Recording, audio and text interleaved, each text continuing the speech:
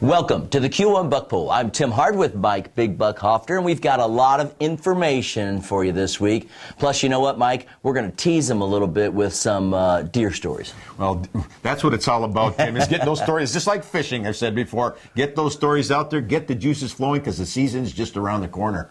On this week's show, we've got Bob Ducharme from Quality Deer Management Association. He's going to be talking about food plots and tree stand placement. And not just food plots, too, Mike, but with the baiting issue being changed, you can really set yourself up really nicely in the woods. Yeah, you really do have to be aware of what the laws have to say out there, and it's different in every zone in the state of Michigan, and so what I think he has to say is very important. We've got Brent Rudolph with us from the DNR talking about the deer management plan, and then Eve's Taxidermy. Kevin's on the show this week, longtime sponsor, and he's going to talk about the proper cuts before you bring your deer to the taxidermist. Yeah, well, I'll tell you, if you get a buck of a lifetime, these are a few of my bucks behind here, Tim, and what you want to do is you want to make sure that you field dress them correctly, because you can't bring it in once the damage has been done and ask them to perform a miracle. So I think it's important. Lots of great information. You're watching the Q1 Buck Poll. Stay with us. We got more coming up.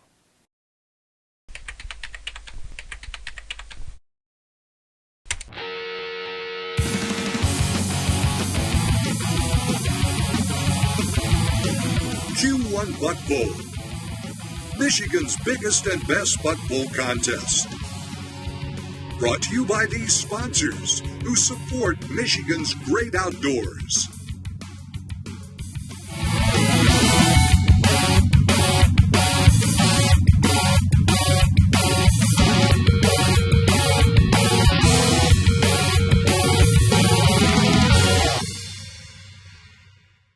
How can you have success this hunting season? Well, tree stand placement is one, but a lot of people early in the spring planted food plots. And Mike, what they're trying to do is get the deer to come a certain direction with the food plot, and then they've got their stand set up to have success. Like we said, deer hunting, everybody makes it sound like it's easy and you're just lucky at getting those big bucks that are out there that we shoot. But it's all about the grand master plan. And I think the master plan that Bob's going to share with us helps to draw those deer in. Better stand placement equals success. Quality Deer Management Association. We work very closely with them. Here's Bob Ducharme. I'm not talking to Bob Ducharme. He's the regional director for QDMA here in our area. And Bob, we are going to talk about funneling the deer. Now, you've got a tree stand back here. You've got one right over here behind me. You've got some natural paths where the deer are going to come in, and really setting yourself up, and you got clover planted all over here. Yeah, I like to have a little, what I call a kill plot, Tim, and funnel the deer into that kill plot. But at the same time, I like to have multiple stand setups within that area so that I can play the wind. Mm-hmm. This will be a spot right here that really it narrows down to about 100 yards at the maximum, but I'll wait until the first 2 weeks in November before I ever hunt in this place, simply because I don't want to leave my human scent here and get the deer flowing through here on a regular basis. They feel comfortable. But then when the time comes to hunt it, I can slide in the backside, get in the stand that's appropriate for the wind, to blow my wind away from the deer, and then I'll stay there most of the day. And again, it looks like there's different trail systems coming right through and past each one of the stands. That's exactly right. And I try to always target multiple trails or multiple places that I'm going to have the deer show up at my tree stand. Now, would you have to create, now you've got a little clearing here for the clover. Is that something that I should look for? Because obviously you're not going to plant clover deep in the woods. Well, you're exactly right. You need about 4 to 5 hours of pretty much direct sunlight on any kind of food plot if you're going to plant it. Clover is a little easier to play with, maybe 3 or 4 hours, but to create a small opening, you need to make it big enough that you're going to get 3 to 5 hours of sunlight out here a day on your food plot. All right, so talking about how you can have success when you're out in the woods, and is this something, how long does this take for the clover to grow? I mean, I'm not going to be able to plant it this fall and have it ready for this fall, obviously. You should have planted it in August, early August, if you wanted to do it. Really killing the weeds is a major thing in it too, but realistically 6 to 8 weeks for clover to really get established, and then you're looking at a next year crop. And clover plots are going to last you 3 to 5 years depending on how well you maintain those. Annuals, like their farmer crops and the brassicas that we have up there, 45 to 60 days on the brassicas. You can plant them in August or even the 1st of September. but 45 to 60 days of growing time for those things to be in good shape. This is what we call brassicas. It's rape canola or turnips, purple top turnips, and it's about 30% protein. Deer don't bother it too much early season, but come December, once it snows, freezes hard, December, January, February, this is part of the draw into my property, quite honestly. But I'm giving the deer great protein after the season, trying to get them through the season or through the year in great physical condition. Now, is this hard to plant? This is easy. You can almost throw seed on the ground and spit on it and it's going to come up. This is about as easy as any food plot that you're going to have. 45 to 60 days to maturity. I planted this last week in July, so you can see how big it is already. And the key is getting tons of food out here for your deer. Not just pounds, but tons. Anything else before we go? Nope, I'm ready to go, Tim. All right, Let's go I know. hunt, man. He's ready to, I'm ready to be out in the woods too with either a bow or a gun or That's right. a camera, which is what I like to go out There there. you go. So, all right, you're watching the Q1 Buck Pull. I've been talking to Bob Ducharme, Regional Director for QDMA. So, Mike, baiting is back now, and a lot of people have planted food plots to direct the deer in a certain pattern. But, you know, some of the topics that people have been talking about is what's the difference between baiting and food plots? Yeah, I think it's controversial, Tim, and I think, you know, probably the biggest debate follows over the fact that when you bait, you have your food is located in one concentrated area and the deer feed off the same pile, where the food plots are kind of spread out throughout several acres. But, you know, whatever works for you is what you've got to choose. All right, and they've got the regulations online at the DNR's website. So if you are going to bait, you can find out how and where and when you can do it. But if not, check out with some of our experts that are on the show as they talk about food plots and what to grow, what to plant, when to plant. And again, you can find a lot of that information at the Quality Deer Management Association's website too. Stay with us. We got more information coming up. When we come back, we're going to talk about the deer management plan with Brent Rudolph. You're watching the Q1 Buck Pull. Many hunters have had input on the deer management plan, and so we had a chance to talk to Brent Rudolph from the DNR. You know, Mike, things have changed with the baiting issue, and in some of the different zones around the state, there's some new rules and regulations. Yeah, everything's a little different, and boy, I'll tell you, you have to keep up on those rules and regulations, and, you know, it's, I think, important to know that, because it's either successful that way or spend some time getting your license taken away, and that's not the fun way to hunt. So follow the plan as set up by the DNR. You can always go to their website to get more information. We're not going to talk about the baiting issue. Of course, you can now bait in certain areas, and there's certain restrictions. We've got Brent Rudolph with us. He's the Deer and Elk Program Leader with the DNR. Brent, welcome to the Buck Pull. All right, thanks a lot. When did this all start? A few years back, baiting was banned, and now we're allowed to do it in certain areas. Let's go back and talk about the history first. Sure. Okay, so what happened? I mean, we've banned or had restrictions on baiting for a number of years in Michigan. We've had some areas in northeastern Michigan where we've been dealing with bovine tuberculosis that have been under bans for many years. But what's caught most people's attention is in the summer of 2008. We found one deer with chronic wasting disease in the Lower Peninsula, Kent County, north of Grand Rapids. And that triggered from our chronic wasting disease response plan that we'd implemented even years prior to that, a ban throughout the entire Lower Peninsula. So 2008, 2009, and 2010, you couldn't use bait anywhere in the Lower Peninsula for hunting deer. And that's, you know, that obviously got a lot of people's attention. Well, I think a lot of people were like, you know, it hurt certain areas of the economy. You had, you know, a lot of your smaller gas stations, they all had the carrots and the beets and corn and everything out. So it was quite an economic impact. Yeah, we heard a lot of concerns, especially right away about that, and the impact on producers and other things. The important thing to remember is our responsibility is to protect the health and welfare of the deer herd, and that is also a big economic interest for Michigan, as well as obviously just traditions and a big part of the hunting culture in the state. So the ban stayed in place for 3 years. We did heightened surveillance, tested a lot of deer for chronic wasting disease around that area. It was a deer that was inside a captive facility. That's still the only one that we've had that's tested positive. So as a result, heading into the regulation cycle for the 2011 season, we wanted to give the public a chance to weigh in on this. Our Natural Resources Commission wanted to give the public a chance to weigh in on this. We had several months running of special time within the Natural Resources Commission or NRC meetings to provide input specifically on this topic. And what they heard for the most part was people recognize we need to restrict baiting in some way. It shouldn't just be fair, free for all out there. They recognize the importance of protecting the health of the deer herd. What's the difference between, baiting and having a food plot, the deer going to a certain location? I would think that the difference is, the closeness of, the food source. Right. If you're comparing something like a food plot and bait, that's exactly right. That, bait provides a concentrated source. Not only does it bring deer more likely a little bit more, face-to-face contact, but it increases what we call indirect contact. And so what that is most folks, they have a designated spot they want to put their bait down. It works for their hunting location. After that bait's consumed, they put the bait down at the same spot. And sometimes, they're doing that day in, day out for multiple months at a time through our long hunting seasons. That creates an opportunity to leave a disease agent behind there that another deer later on can come by and pick up.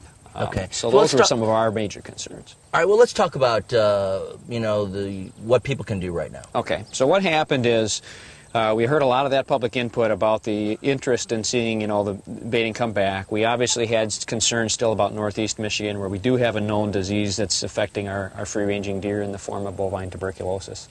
So the Natural Resources Commission brought limited amounts of baiting back for the majority of the lower peninsula. The exception is we have a 6-county deer management unit in northeast Michigan. It's Deer Management Unit 487. There's still a complete ban in the northeastern lower peninsula. It includes Alpena, Alcona, Iosco, Montmorency, Oscoda, and Presque Isle counties. That's our Deer Management Unit 487. Now, when we talk about the deer management plan overall, this is really the only modification in the plan? Yeah, I mean, this is the deer management plan has kind of provided a broad strategic guidance to deer management and deer hunting. One of the key things we're doing under the deer management plan is we've been putting regional deer advisory teams in place. So we've got a team in place already in the Upper Peninsula. We'll be forming them in the northern lower and the southern lower peninsula. And so those teams are a big part of taking. If you see the plan, which you can find from that link, it's pretty broad. To take that and to make it into operational decisions, year after year, those deer advisory teams are a big part of that. So it's about 15, 16 people or so per region that's providing ongoing input to us on what they think we should be considering when we're making some of these more specific annual decisions. Brent, thanks for being with us again. All right, no problem. All right. Brent Rudolph, the deer and elk program leader here with the DNR. We're talking about the baiting issue. Again, you can go online and get all the information and details. That way you can do it right. I'm Tim Hart, and you're watching the Q1 Buck Poll. That's just one of the educational segments that we've got this year with the DNR. We do have a lot of information that we're bringing from them, along with the Report All Poaching hotline. We'll have that number coming up. And Mike, it really comes down to having input from the hunters, and that's how that plan is established. Well, I think it's important. They're the ones that spend a lot of time in the woods, and if they're paying attention to those details, as we've looked around, not only outside Michigan to the surrounding states, there's been a lot of success with deer hunting in the Midwest. And I think if we pay attention to those details, we're going to bring Michigan back even stronger than before. Stay tuned. When we come back, I'll be talking to Kevin Eves. He's going to talk about how to cut up your deer and do a little field dressing, so when you take it to the taxidermist, you are ready to get back a beautiful mount. You're watching the Q1 Buck Poll. We've got more coming up after this.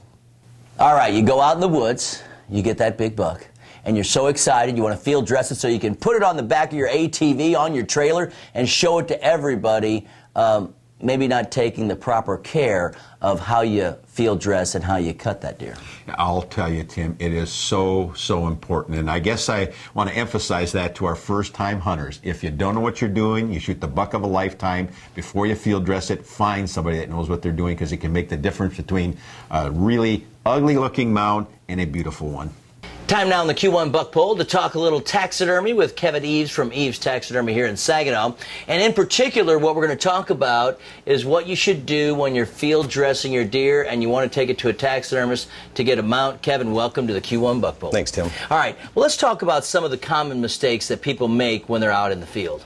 Well, the main thing is the cuts on the deer, elk, anything. Okay, a lot of times what'll happen is they'll cut like the armpits right out of it right here, and what happens is you can't. If they're there, we can sew them back on, but if not, we got to cut the form or get another cape.